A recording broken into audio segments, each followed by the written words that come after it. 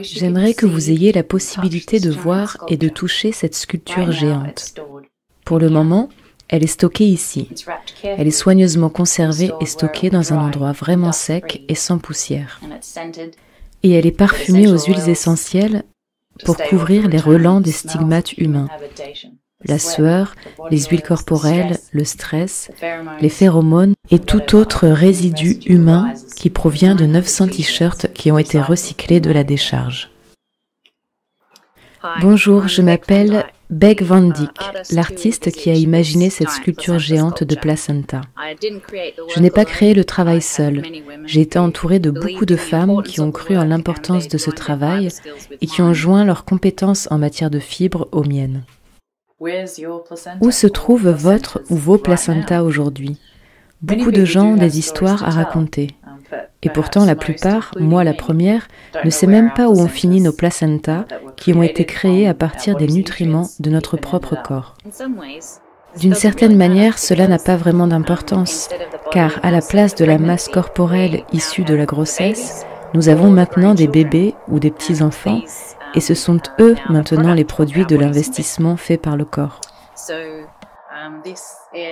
Alors ça, c'est une huile sur toile, qui est un travail en cours de mes deux enfants, ma fille Zoé et mon fils Ripley. Alors, si on remonte encore plus loin, où se trouve le placenta qui a grandi à vos côtés lors de vos premiers jours de croissance? Peut-être que cela n'a pas d'importance non plus. Nos mères, si elles sont encore vivantes, ont pu nous prendre dans leurs bras, même si ce n'était que pour une courte durée. Ceci est une photo de ma mère qui a mis au monde 6 bébés et 6 placentas, et elle a eu la possibilité de visiter la bibliothèque de Geelong, où a été exposée la sculpture pendant un certain temps. Ainsi, nos placentas ont disparu, et dans la plupart des cas, ils sont oubliés, à moins que quelqu'un ne nous demande l'histoire de notre accouchement. Mais ils avaient une valeur inestimable et ont eu un coût pour nos corps. Alors, quelle valeur est donnée à l'investissement de notre corps pour la prochaine génération d'humains? Avec la médicalisation de l'accouchement, qui est en soi un triomphe scientifique important, il y a eu une réduction de la reconnaissance ritualisée de notre mortalité dans l'acte de donner la vie. Philosophiquement, culturellement, historiquement, l'accouchement est considéré comme un rite de passage, quelque part sur le fil du rasoir entre la vie et la vie nouvelle. Et les risques sont maintenant calculés, estimés, et on s'en protège. Et dans cette manière de tout calculer, le cœur de l'événement a disparu en quelque sorte. La naissance est devenue une litanie de mesurage et de paperasse. Et la dimension émotionnelle est évitée et laissée à la famille ou ceux qui la représentent. De même, il existe une invisibilité du travail des mères et du corps des femmes dans la manière dont elles contribuent à prendre soin émotionnellement et physiquement à la fois de la prochaine génération et de leur lieu de travail ou cercles sociaux et du bien-être continu de la cellule familiale. Les femmes, qu'elles soient mères biologiques ou pas, travaillent à contribuer au bien-être émotionnel et physique des unités sociales dans lesquelles elles évoluent. Elles investissent de l'énergie physique et émotionnelle dans le fonctionnement harmonieux et paisible de la société. Elles fournissent le gros du travail des soins apportés à l'humanité.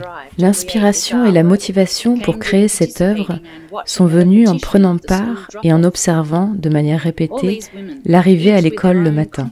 Toutes ces femmes, chacune avec sa propre vie compliquée, donnant de l'amour, donnant de la nourriture, prenant soin, montrant un véritable intérêt, même les jours où elles étaient exaspérées, épuisées, désorganisées même.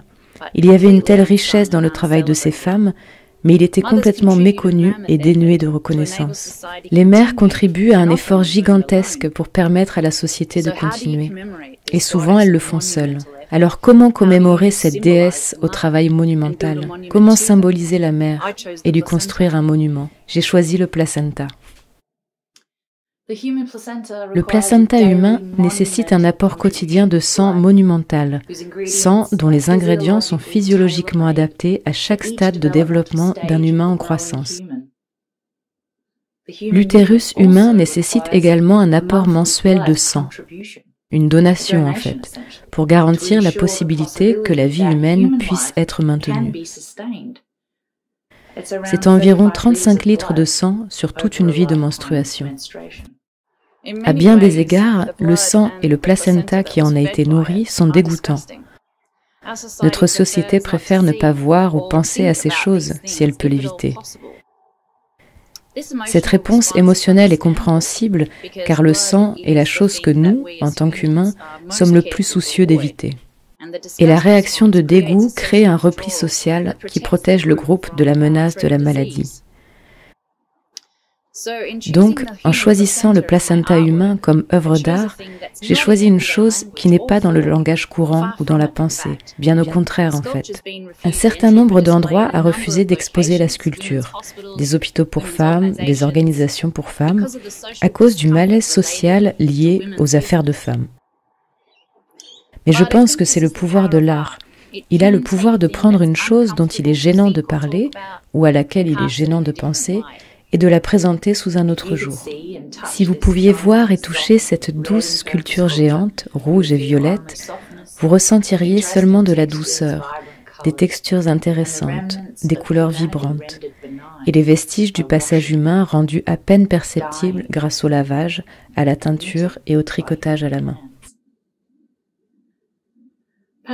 Peut-être réfléchiriez-vous quelques instants à l'énergie dépensée par les mères, peut-être par votre mère, peut-être par d'autres mères que vous connaissez, peut-être par vous-même en tant que mère.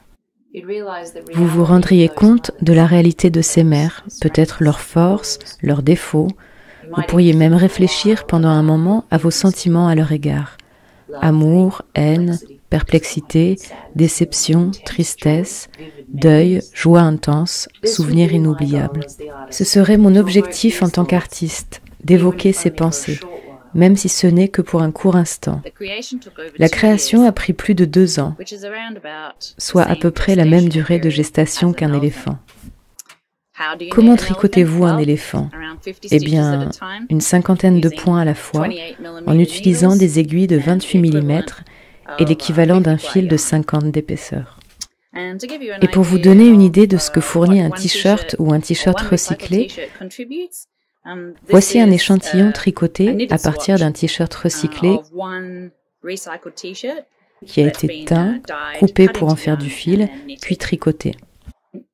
La sculpture a une structure interne en acier et est complètement assemblée et démontée sur chaque lieu. Le placenta géant s'est déplacé dans 6 villes, dont Melbourne, Sydney et Canberra. La création et la tournée ont été entièrement autofinancées, avec quelques petits dons financiers par-ci par-là, et d'importants dons de temps et d'énergie de la part de nombreux amis. J'adorerais que ce travail trouve un lieu d'exposition permanent où il pourrait être un rappel de ce que les femmes offrent de sang et d'énergie pour la survie constante de notre espèce.